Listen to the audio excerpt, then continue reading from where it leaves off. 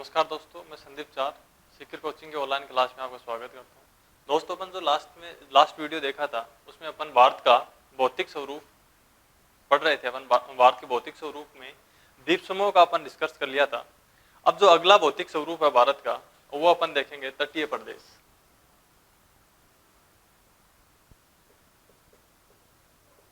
तटीय प्रदेश, और इस तटीय प्रदेश को अपन दो भागों में विभाजित करके पढ़ेंगे। एक रहेगा पश्चिमी तट और एक पूर्वी तट।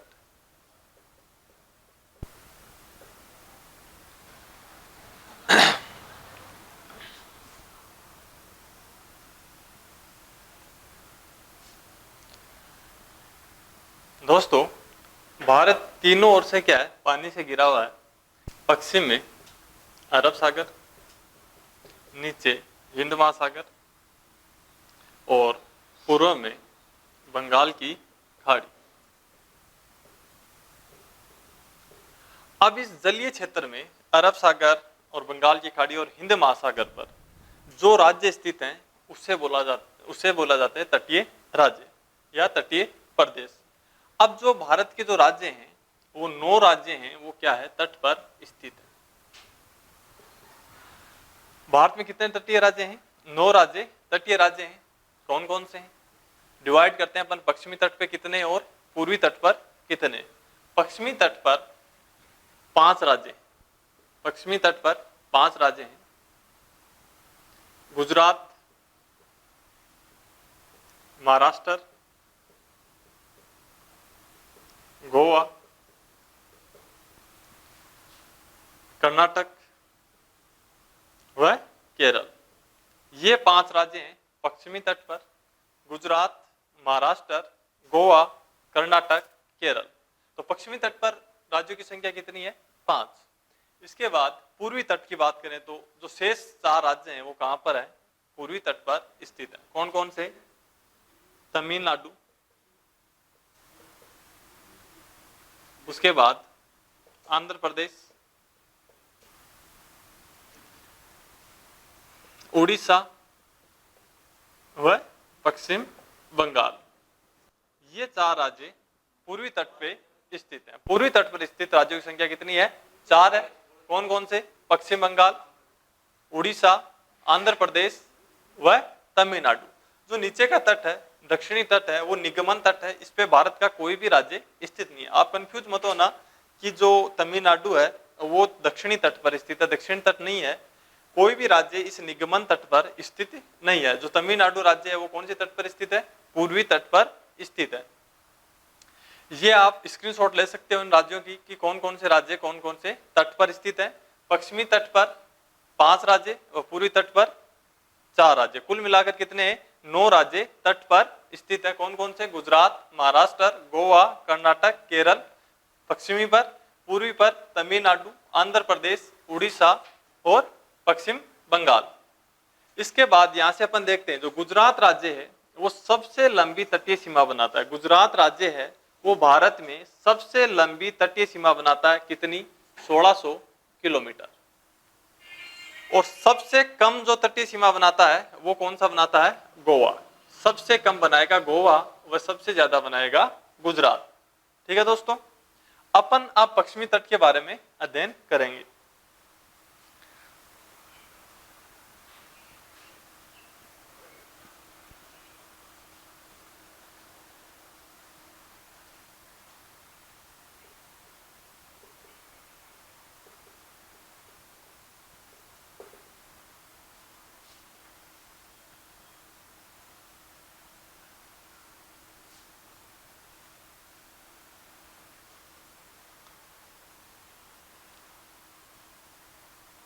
दोस्तों, पश्चिमी तट है वो गुजरात से स्टार्ट होता है, गुजरात राज्य से स्टार्ट होता है, या ताप्ती नदी के मुहाने से, ताप्ती नदी के मुहाने से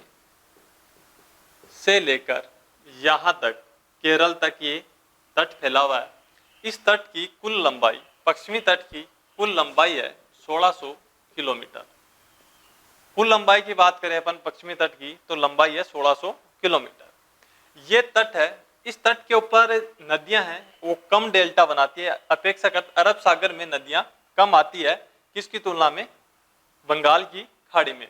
यहाँ दो नदियां आएंगी, ताप्ती व नर्मदा। यहाँ अमरकंटक की पहाड़ियों से निकलेगी, ये अमरकंटक की पहाड़ियों से निकलकर रिफ्ट घाटी में बहती हुई दो नदियां आएगी, नर्मदा व ताप्ती। नर्मदा व ताप्ती नदी आएगी, लेकिन ये भारत की दो ऐसी नदियां हैं जो डेल्टा नहीं बनाती है, इसलिए और जो और भी नदियां हैं, ये जो नदियां आएंगी शेष प्रायद्वीपीय भारत से जो नदियां आएंगी वो भी क्या करती है?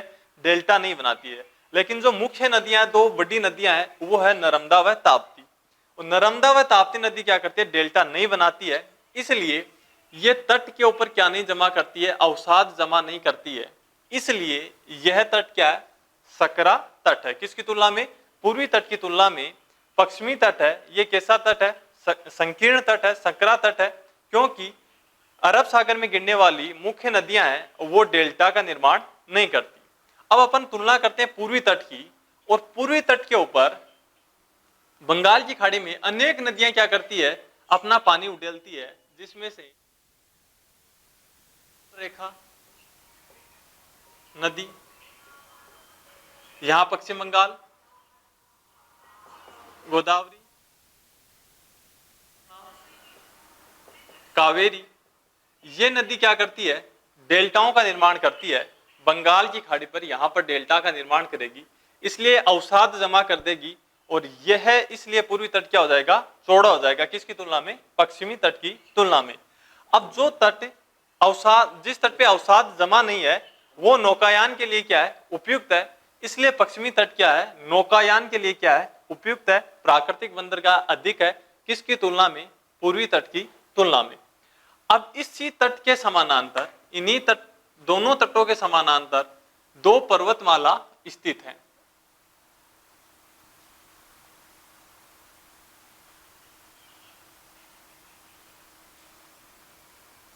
दोनों तटों के समानांतर दो पर्वतमाला स्थित है। पश्चिमी तट के समानांतर है, उसको क्या बोलेंगे अपन? पश्चिमी घाट या सह्याद्री पर्वत। सह्याद्री पर्वत भी से कहा जाता है। और पूर्वी तट के जो समानांतर जो पर्वतमाला है उसको अपन कहेंगे पूर्वी घाट। पूर्वी घाट कहेंगे।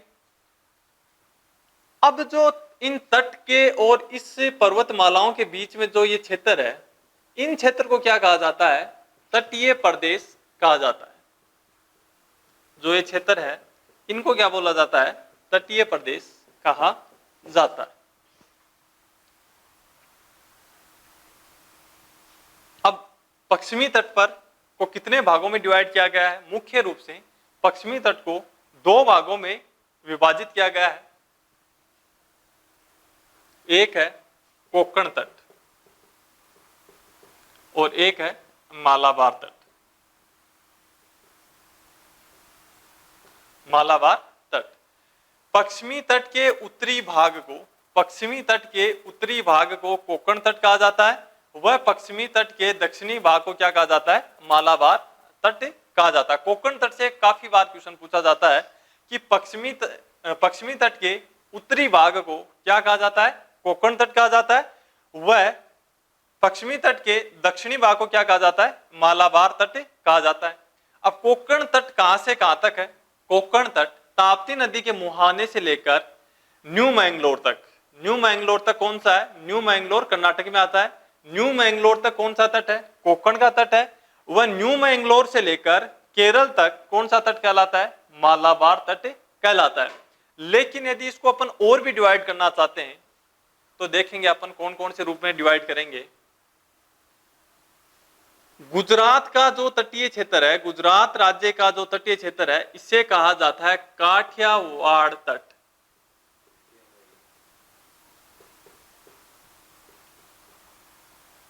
गुजरात राज्य का जो तट है उसे काठियावाड़ या काठियावाड़ी तट कहा जाता है। उसके बाद महाराष्ट्र के तट को, महाराष्ट्र के तट को क्या कहा जाता है? यहां से महाराष्ट्र से लेकर और गोवा के तट को क्या कहा जाता है, कोंकण तट में आ जाएगा ये। उसके बाद गोवा से लेकर मैंगलोर के तट को क्या कहा जाता है। तो दोस्तों जो गुजरात का तट है उसे काठियावाड़ी तट या काठियावाड़ तट कहा जाता है, जो सबसे लंबा तट है जो गुजरात राज्य का है। महाराष्ट्र से लेकर गोवा के तट को कोंकण तट व महाराष्ट्र से लेकर गोवा से लेकर केरल के तट को मालाबार तट कहा जाता है। और संक्षेप में अपन देखें तो उत्तरी छोर है पश्चिमी तट का वो क्या रहेगा, कोंकण तट, व नीचे वाला क्या रहेगा, दक्षिणी तट क्या रहेगा, मालाबार तट रहेगा। अब अपन इस पर्वत श्रेणी की बात करते हैं, इस पर्वत श्रेणी की। जो ये पर्वत श्रेणी है इसको पश्चिमी घाट के नाम से जाना जाता है और ये भारत की दूसरी सबसे लंबी पर्वत श्रेणी है। सबसे लंबी कौन सी है, हिमालय वाली है, कितनी, 2400 किलोमीटर।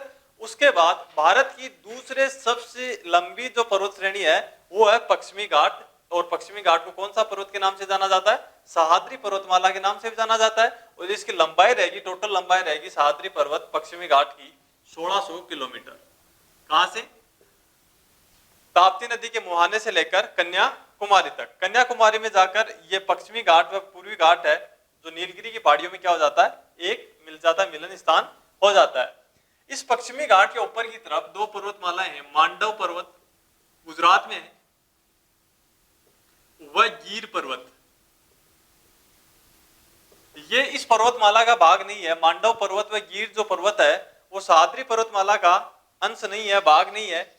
ये इसके उत्तर में स्थित है, मांडव पर्वत व गिर पर्वत। ठीक है दोस्तों। अब इस पर्वत को, सह्याद्री पर्वत को, पश्चिमी घाट को बराबर भागों में विभाजित करने वाली अक्षांश कौन सी है, इसको उत्तरी व दक्षिणी भाग में विभाजित करने वाली अक्षांश है 16 डिग्री अक्षांश। कौन सी है, 16 डिग्री अक्षांश। और भारत के संदर्भ में क्या लिखेंगे, उत्तरी अक्षांश लिखेंगे। 16 डिग्री उत्तरी अक्षांश है वो सह्याद्री पर्वत को दो बराबर भागों में विभाजित करता है। कौन कौन से में, उत्तरी सह्याद्री व दक्षिणी सह्याद्री में। और ये जो 16 डिग्री अक्षांश है ये गोवा से होकर गुजरती है। तो 16 डिग्री अक्षांश है वो सह्याद्री पर्वत को दो बराबर भागों में विभाजित करती है। ठीक है दोस्तों। अब इसकी जो औसत ऊंचाई है, सह्याद्री पर्वत की औसत ऊंचाई 1200 मीटर है, 1200 मीटर है। ये पर्वत है पूर्वी घाट की तुलना में पश्चिमी घाट है ये ज्यादा लंबे हैं और ज्यादा क्या है, ऊंचाई है, इसकी औसत ऊंचाई क्या है, ज्यादा है, 1200 मीटर है। अब इसकी सबसे ऊंची चोटी की बात करें, सबसे ऊंची चोटी की बात करें पश्चिमी घाट या सह्याद्री पर्वतमाला की सबसे ऊंची चोटी की बात करें तो वो है अन्नामुडई, यहां केरल में अन्नामुडई। अन्नामुडई जो चोटी है वो सह्याद्री पर्वतमाला की सबसे ऊंची चोटी है और ये दक्षिण भारत की भी सबसे ऊंची चोटी है। दक्षिण भारत की सबसे ऊंची चोटी वह, इस पर्वत की सबसे ऊंची चोटी कौन सी है, अन्नामुडई। ऊंचाई है इसकी 2696 मीटर। अन्नामुडई जो चोटी है उसकी है 2696 मीटर और यह दक्षिण भारत की सबसे ऊंची चोटी है। कई बार एग्जाम में क्वेश्चन पूछा गया है कि दक्षिण भारत की सबसे ऊंची चोटी कौन सी है, अन्नामुडई जो केरल राज्य में स्थित है, सह्याद्री पर्वतमाला का अंश है, ऊंचाई है 2696 मीटर। ठीक है दोस्तों। बाद में जो ये पश्चिमी घाट है और पूर्वी घाट के मिलन स्थल पर कौन सी पहाड़ियां स्थित है, पश्चिमी घाट व पूर्वी घाट का मिलन स्थान क्या है, कौन सी पहाड़ियां मिलन स्थान पर, नीलगिरी की पहाड़ियां। नीलगिरी की पहाड़ियां, ये नीलगिरी की पहाड़ियां हैं, ये केरल व तमिलनाडु की सीमा पर स्थित है। दोस्तों नीलगिरी की पहाड़ियां हैं वो केरल व तमिलनाडु राज्य की सीमा पर स्थित है। लेकिन एक सिंगल क्वेश्चन आ जाए कि नीलगिरी की पहाड़ियां कौन से राज्य में स्थित है, तो आपका जवाब क्या रहेगा, तमिलनाडु रहेगा। क्या रहेगा, तमिलनाडु। नीलगिरी की पहाड़ियां कौन से राज्य में स्थित है, तमिलनाडु में। लेकिन इस दोनों की क्या है, सीमा पर स्थित है। इसके बाद में जो इस प्रकार से कुछ पहाड़ियां निकली हुई है, ये पहाड़ी निकली हुई है और इसका जो अंश है ये है केरल के अंदर। केरल के अंदर ये पहाड़ियां है, ये कौन सी पहाड़ियों के नाम से जानी जाती है, इलायची की पहाड़ियों से। इसे कहा जाता है इलायची की पहाड़ियां। और ये इलायची की पहाड़ियां कहां स्थित है? केरल राज्य में स्थित है। इसके बाद इस जो घाट है, इस घाट में 3 दर्राएं स्थित है। पास दर्रा किसे कहते हैं? एक स्थान को दूसरे स्थान से जोड़ने वाले संकीर्ण पर्वत मार्गों को क्या कहा जाता है? दर्रा, पास, घाट कहा जाता है। इंपॉर्टेंट है, तीनों इंपॉर्टेंट है, एग्जाम में पूछे जाते हैं। कौन कौन से देखना।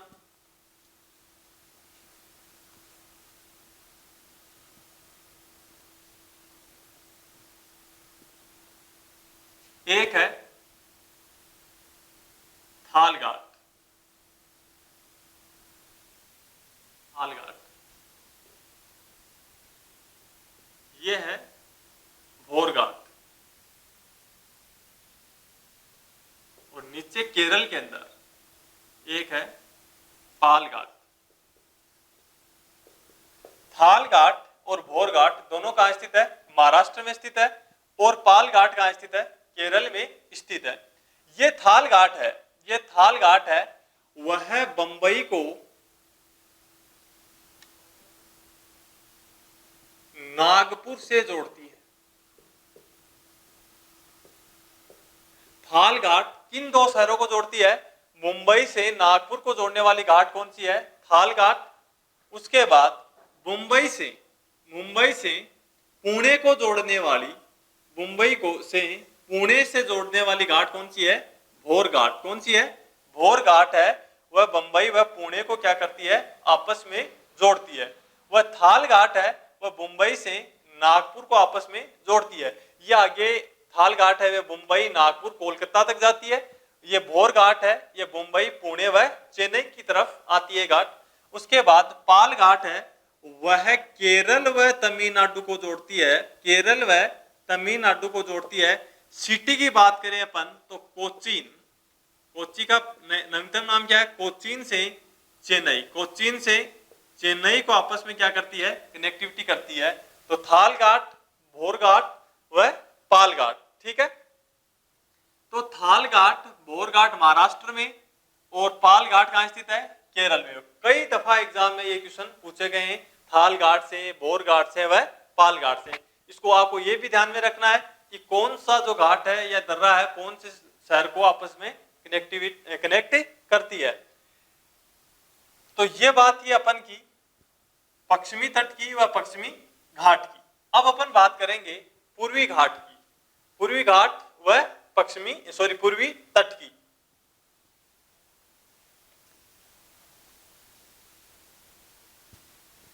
राज्य की बात करें तो 4 राज्य हैं। कौन कौन से? नीचे तमिलनाडु, आंध्र प्रदेश, उड़ीसा, पश्चिम बंगाल। तमिलनाडु से, यहां से या कन्याकुमारी से लेकर ये घाट है, ये तट है, वो फैला हुआ है कहां तक? सरवण नदी के मुहाने तक। सरवण नदी के मुहाने तक कौन फैला हुआ है? पूर्वी तट। सरवण नदी से स्टार्ट होगा, कन्याकुमारी तक आएगा। कौन सा तट? पूर्वी तट। राज्यों की संख्या कितनी है? 4। अब देखते हैं तो इस तमिलनाडु व आंध्र प्रदेश तक या कृष्णा नदी के डेल्टा तक, कृष्णा नदी के डेल्टा तक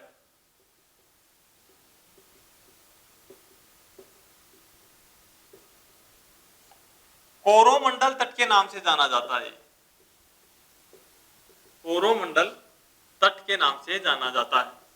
इसके बाद जो कृष्णा नदी से लेकर सरवण नदी के मुहाने तक किस नाम से जाना जाता है? उत्तरी सरकार तट के नाम से जाना जाता है। उत्तरी सरकार तट। तो 2 तट हो गए पूर्वी तट के। पूर्वी तट का उत्तरी बिंदु कहलाता है, उत्तरी तट कहलाता है उत्तरी सरकार तट। और जो दक्षिणी तट कहलाता है वो कौन सा कहलाता है? कोरोमंडल तट कहलाता है। कोरोमंडल तट है वह कन्याकुमारी से लेकर कृष्णा नदी के डेल्टा तक कोरोमंडल तट। तमिलनाडु व आंध्र प्रदेश का तट वह कृष्णा नदी के डेल्टा से लेकर सरवण नदी के मुहाने तक जो तट है वो उत्तरी सरकार तट कहलाता है। पश्चिम बंगाल, उड़ीसा, कुछ आंध्र प्रदेश का हिस्सा ये उत्तरी सरकार के तट में आते हैं। इसके बाद क्या करेगी, जो ये कृष्णा है, कावेरी है, गोदावरी है, सरवण नदी है, ये क्या करती है, अपना जल कहाँ उड़ेलती है, बंगाल की खाड़ी में उड़ेलती है। और ये क्या करेगी, यहाँ पर क्या करेगी, डेल्टा का निर्माण करेगी, अपने साथ अवसाद जलोढ़ मिट्टी यहाँ पर जमा कर देगी। इसलिए ये क्या हो जाएगा, इसकी चौड़ाई दिन प्रतिदिन बढ़ती जा रही है, और बढ़ने के कारण यहाँ जल की मात्रा क्या हो रही है, कम हो रही है।